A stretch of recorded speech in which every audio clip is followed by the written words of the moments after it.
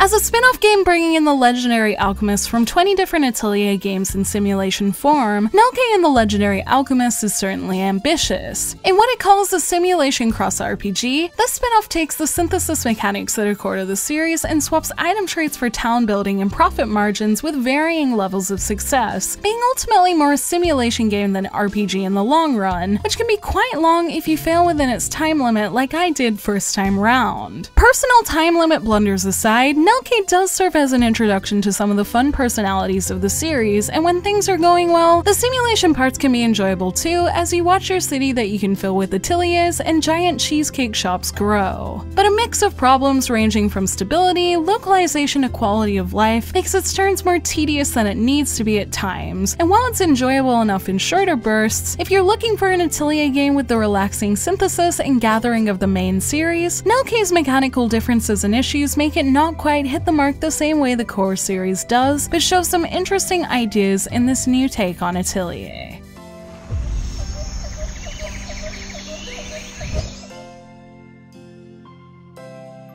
Nelke and the Legendary Alchemists removes the word Atelier from its title since the game's new protagonist Nelke isn't an alchemist. Nelke is instead a talented aristocrat that has been assigned to develop the small village of Westwald and features a similar charm like other Atelier protagonists with her determination to grow the town of Westwald and discover its mysteries. Things start off slow as Nelke puts in her first shop and gathers materials and realizes the big task ahead of her, but then alchemists from the Atelier series start appearing and decide to help Nelke in her quest. With so many fun characters in Westworld, this leads to a lighthearted story that doesn't go too deep, but introduces some good characters that meld well with series favorites, with the story having the same fun feeling as the Atelier series, just with a different kind of premise.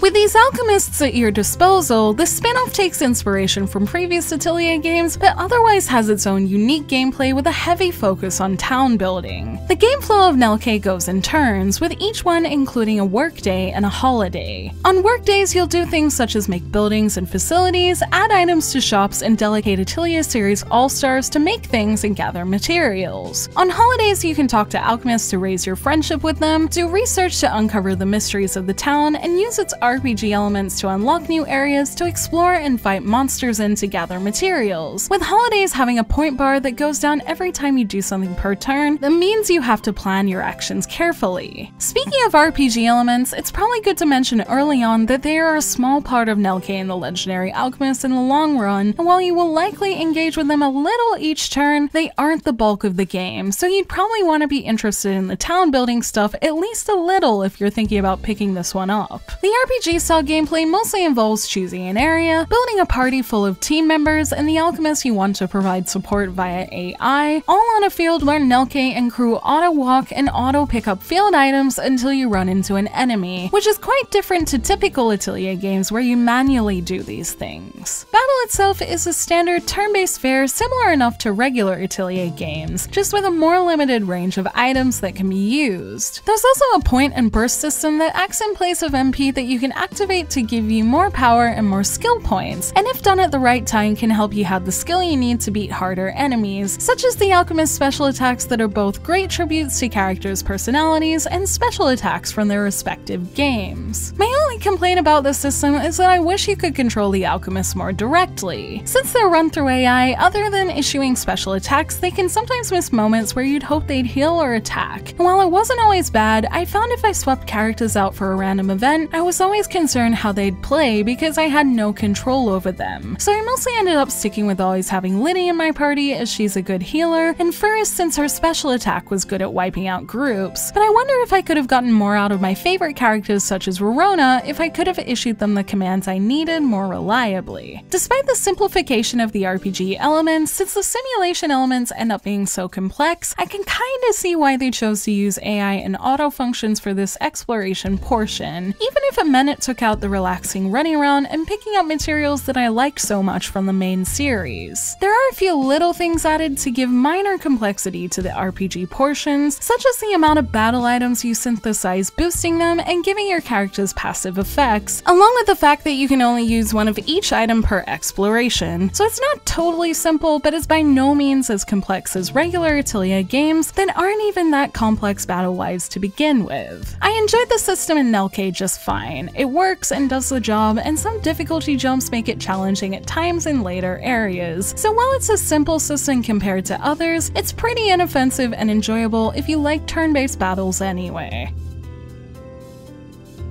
Choosing whether to go check out a new area and fight monsters or talk to Atelier characters is just the beginning of the intense planning required to do well in Nelke and the Legendary Alchemists. From how many things you can build to how much your alchemist can make per turn, everything in Nelke has some kind of restriction, either involving time or quantity, and creates a deep and involved gameplay experience where you really have to think about how you want to spend your turn and how it will best benefit Westwald. There are also essential tasks given by Nelke's father, the Lord, that must be completed, so you have to be very mindful of what you're doing each turn and trying to get the most out of every single thing in your city within the game's 100-turn time limit. All tasks revolve around turning Westwald into a profitable city, which is done by creating items to be sold from the materials you've gathered, with shops able to cycle through one item at a time, and then it's about growing and commissioning the Atelier characters in the village to get enough things to either make that item again or a new one next turn, and continually be putting in new facilities to grow the population in between, all while managing this with the alchemist synthesis limits, a growth rate for things like plants, and all the other parameters and restrictions for characters and everything else. These restrictions aren't new to the Atelier series. The original Ireland trilogy I tried all had time limits that felt like they pushed me to manage my in-game time and resources well, since you could always directly level up your alchemist to make things like synthesis more manageable. But the amount of resources in Nelke and how many people and places you can be managing by the end of it can have these things feel a bit much just because of the sheer amount of them. Some turns took me half an hour of carefully deciding what would be the best items to produce over 4 different types of shops, putting each individual Atelier sub-character where they could gather them, and putting these orders in with different material costs and levels into sometimes over 20 ateliers. And while this felt intricate and good as the town was in its small to medium stages, as more characters entered the city, each turn would take a bigger amount of focus that usually meant I didn't want to save or walk away from my console until I completely put everything I wanted to in, because I didn't want to forget the sheer amount of things I had to put in to get the most out of my turn and ultimately my playthrough with the pressure of its tasks. I could blame a lot of this on the pressure from the time limit, but like other Atelier games, I still think this could be satisfying for some people who like that kind of thing. For instance, I failed my first playthrough of Nelke around the 75th turn and didn't have an issue with it, as I've experienced that kind of failure in Atelier games before, and genuinely like how that experience of failing its tasks teach you to be better the next time around, and I found that with Nelke too, to an extent. The part that made things drag for me was that once I did know how to use everything properly and effectively, things started to feel clunky with quality of life issues and occasional problems with performance, and as these things piled up, I noticed my Nelke experience feeling quite different to my time with other Atelier games.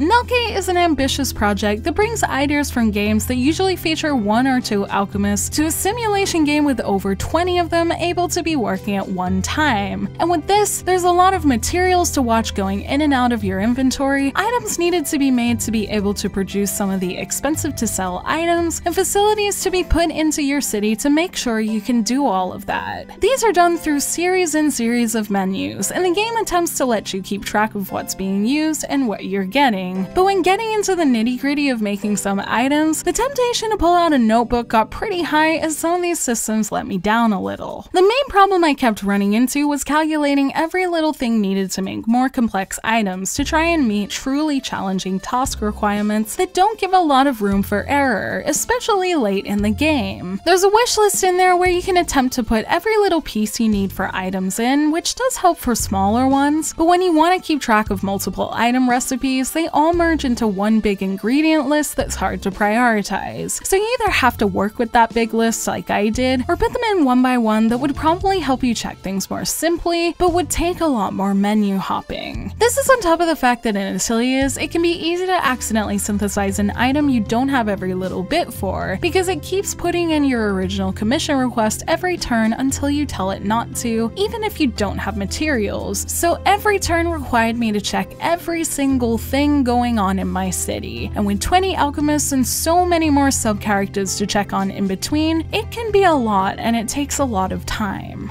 Things like synthesis accidents can get even worse when you try to simplify things later in the game by using its commission synthesis feature, which attempts to spread synthesis items across multiple ateliers to make things easier. The problem is it sometimes doesn't make it obvious that you're missing something vital to make something, and this was a big part of my first playthrough falling apart because the commission synthesis screen was making everything look fine and dandy, but in later turns when I scrolled through my ateliers individually to see what was going on, I was missing a bunch of items for in-between things to make big items, and ultimately I couldn't fix this production issue in time for the task deadline and was met with a bad ending. I improved on making the systems work for me my next playthrough by just putting things in individually, not using commission synthesis, and taking it a bit slower. But I still feel like there are a lot of things that could have been fixed up design-wise to make things feel less cumbersome. A few minor frustrations I had were that you can't use the wishlist feature in every single menu with items for some reason. In town building, despite being able to pick up properties and move them around, you can't swap sides of places without moving every single thing around to make space. There's no remove all button for any place you've placed characters, so if you're swapping people out, you have to do it one by one, and this is all just to name a few things, but I think you get the idea that the quality of life just isn't as good as it could be in this game. And with so many little steps in the mid to late game turns, a game crash can be infuriating after putting in so much work, and I did have one in my playthrough that was a little frustrating, but luckily I didn't have any others in the rest of my 88 hours. To be fair, a patch has been put out since then, so I hope everything is a bit more stable now, but since turns are so big anyway, I would advise saving frequently to avoid any losses of time and to give yourself an easy way to jump back if you make mistakes like I did.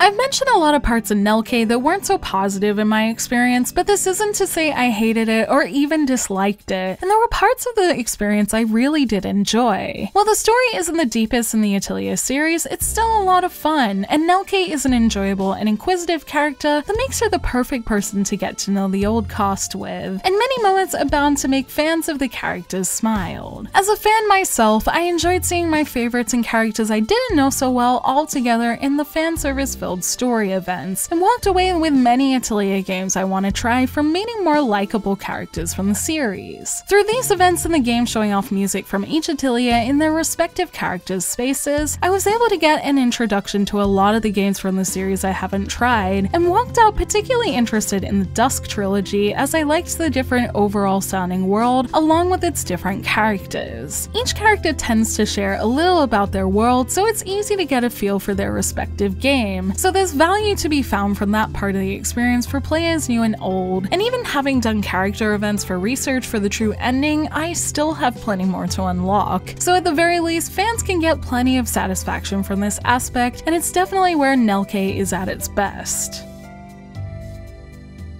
While I enjoyed the dialogue itself from Nelke's story and side events, the localization does have the occasional hiccup in grammar, spelling, or a few errors in line order that did pop up every now and then. The grammar and spelling I can kind of forgive since they're quite infrequent in such a text-heavy game, but the ones I found the most strange were when scenes were aligned forward or behind what was actually being said in the English script compared to the Japanese voiceover. I'll put a spoiler-free example to show what I mean because it's a little bit strange. いいん